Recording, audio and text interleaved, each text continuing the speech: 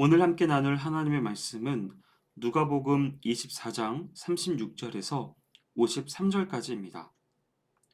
오늘 본문은 열한 제자 및 그들과 함께한 자들과 엠마오에서 돌아온 두 제자가 모인 장소에 부활하신 예수님이 나타나신 장면입니다. 그들이 이것들에 대해서 말하고 있을 때 예수님께서 그들 가운데 서서 인사하셨습니다. 예수님은 부활 이전과 마찬가지로 샬롬으로 인사하십니다. 하지만 제자들은 놀라고 무서워하였습니다. 빈 무덤에서 여자들이 천사들을 본 것보다 훨씬 더 크게 충격을 받은 것처럼 묘사하였습니다. 제자들이 놀란 이유는 그들이 지금 영을 보고 있다고 생각하기 때문이었습니다. 제자들은 예수님이 부활하신 소식을 들었지만 몸의 부활을 아직 확신하지 못하였습니다. 몸의 부활을 아직 이해하지 못하는 제자들은 예수님의 모습을 보고 영으로 이해했습니다. 그들이 이해한 영은 죽음 이후에도 살아있는 내세의 영혼과 같습니다. 예를 들어 푸뉴마는 누가복음 8장 55절에서 회당장 야이로의 딸이 죽었으나 그녀의 영이 돌아오는 장면에도 사용됩니다. 소녀는 죽었지만 시체가 그대로 있는데도 불구하고 푸뉴마가 돌아왔다고 표현한 것은 푸뉴마가 죽은 후에도 살아있는 영혼을 가리키기 때문입니다.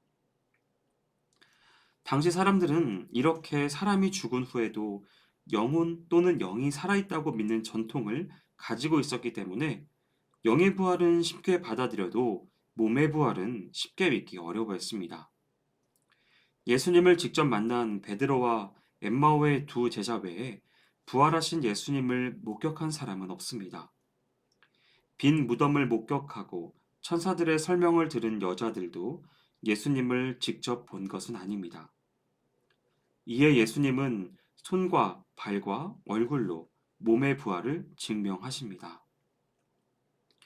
부활하신 예수님의 임재와 말씀은 두려워하는 제자들에게는 평강을, 그리고 의심하는 자들에게는 믿음을 주셨습니다. 육체로 부활하셨음을 친히 증명하시고 영광스러운 몸의 부활에 대한 소망까지 갖게 하셨습니다.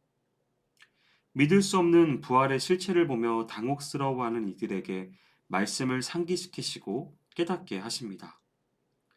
흔들리는 믿음을 말씀 위에 세우시려는 것입니다. 성경을 깨닫기 전까지 빈 무덤과 여인들의 증언, 그리고 부활하신 예수님의 등장을 보고도 부활을 믿거나 확신하지 못했습니다. 부활 신앙은 과거의 실패에 얽매이지 말고 현재가 전부인 듯하는 탐욕을 버리며 불확실하고 불확정적인 미래에 대한 두려움을 떨치라고 도전하고 있습니다. 예수님은 의심하는 제자들에게 몸의 부활을 증명하기 위해 손과 발을 보고 예수님인 것을 알도록 하십니다. 고대 팔레스타인의 의복은 신체를 거의 덮는 형태였는데 얼굴, 손, 그리고 발은 노출시켜 놓았습니다. 그러므로 손과 발을 보여주고 만져보게 한 것은 육체의 부활을 확인시키기 위한 목적이었습니다. 예수님은 여기서 영은 살과 뼈가 없다고 하셨는데 여기서 영은 죽음 이후의 영혼을 가리킵니다. 예수님의 부활은 몸의 부활이므로 살과 뼈가 있습니다. 눈으로 보고도 믿지 못하겠다면 만져서라도 몸의 부활을 확인할 것을 강조합니다. 그러자 제자들은 너무 기뻐서 믿지 못합니다. 기쁨과 의심이 공존하는 기이한 현상이 나타난 것입니다. 죽었던 주께서 몸으로 살아계시다는 사실은 믿기 어렵지만 표현할 수 없는 기쁨을 선사합니다. 예수님의 부활은 그를 믿는 신자들의 부활을 예고하고 있습니다. 신자들도 예수님이 재림하실 때 몸의 부활을 경험할 것입니다. 따라서 인생은 죽음으로 끝나지 않고 영원히 주님과 함께 있다가 주님의 재림에 부활의 몸으로 생활하게 될 것입니다. 예수님은 제자들 앞에서 음식을 드시는 것으로 몸의 부활을 증명하셨습니다. 예수님은 제자들에게 먹을 것을 요청하셨어요. 부활의 몸인 것을 거듭 확인해 주려 하신 것입니다. 예수님은 성만찬의 빵과 포도주가 아니라 제자들이 조금 전에 저녁으로 먹고 남은 일상의 음식을 부탁하셨습니다. 이는 몸의 부활뿐 아니라 일상의 식탁에 참여하시는 것을 의미합니다. 제자들은 구운 생선 한 조각을 예수님께 드렸습니다. 그리고 예수님은 제자들 앞에서 생선을 드셨습니다. 교회는 그리스도의 고난과 부활 사건을 현재화하는 공동체입니다. 그리스도 사건을 기억하는 공간과 시간은 성만찬에만 국한될 수 없습니다. 화려한 건축설과 중후한 빛이 없는 곳에서도, 압도하는 수의 회중이 부르는 노래가 없는 곳에서도 예수님의 부활을 경험할 수 있습니다. 오늘 이 사건은 일상의 식사 자리에서 평범하게 일어났습니다.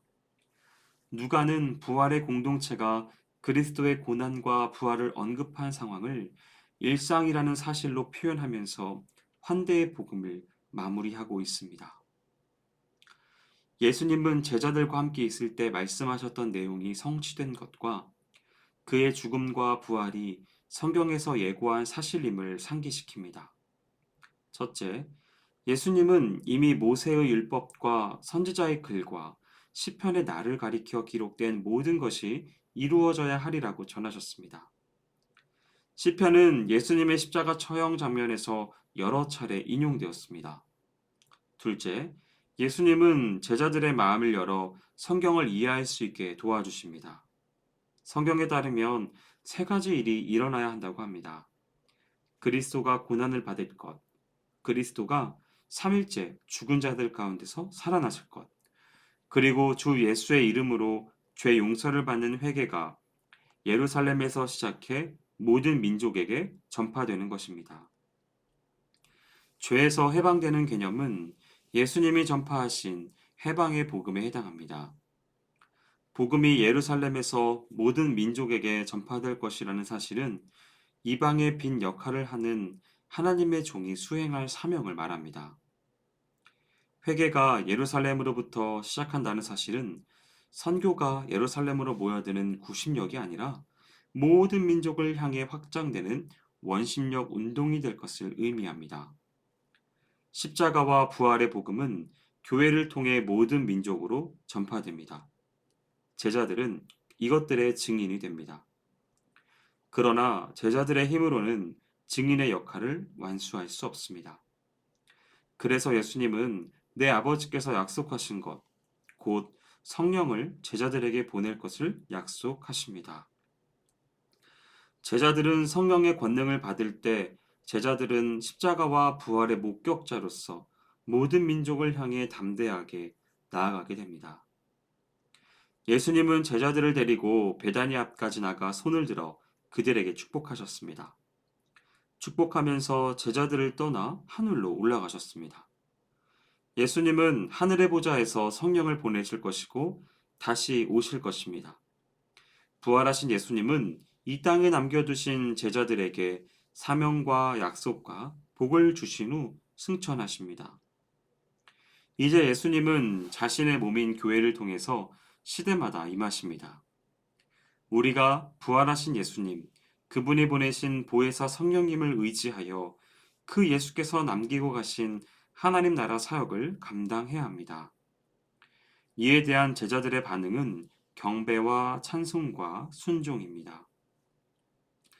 여전히 부족하고 연약하지만 오직 성령을 의지하여 사명을 감당하고 주님 따라서 고난의 순종길을 걷는 제자들이 장차 승천하신 주님과 함께 영광의 나라를 누리게 될 것입니다. 삶은 하나의 과정으로 구성된 프로그램이 아닙니다. 한 과정 이후 또 다른 과정이 있는 징검다리 건너기입니다. 신앙의 삶도 마찬가지입니다. 주님과의 만남은 끝이 아닙니다. 구원 과정의 한 단계를 지났을 뿐입니다. 예수님 믿고 하나님 자녀가 된 것은 구원의 최종 단계가 아니란 말입니다. 구원의 기쁨은 증인의 삶으로 이어져야 합니다. 이것이 구원받은 신자를 죄로 망가진 세상에서 계속 살게 하신 이유입니다. 주의 사랑을 기억하고 말씀과 성령의 은혜를 힘입어 생명의 맑은 물이 번져가기를 소망하여 살아가시기를 주님의 이름으로 축복합니다. 기도하겠습니다. 우리의 일상 가운데 오신 주님을 찬양합니다. 그 속에서 우리와 동행하시고 우리에게 교훈하여 주시는 주님으로 인하여 감사드립니다. 나의 삶 가운데 지금도 찾아오셔서 나의 모든 일상 가운데서 주님이 기뻐하시는 삶으로 이끄시는 주님, 우리가 주님께 순종하게 하여 주시고 이 모든 순간들 하나하나들 속에서 증인된 삶을 살아갈 수 있도록 인도하여 주시옵소서. 행하실 주님을 기대하오며 모든 말씀 예수님의 이름으로 기도합니다. 아멘.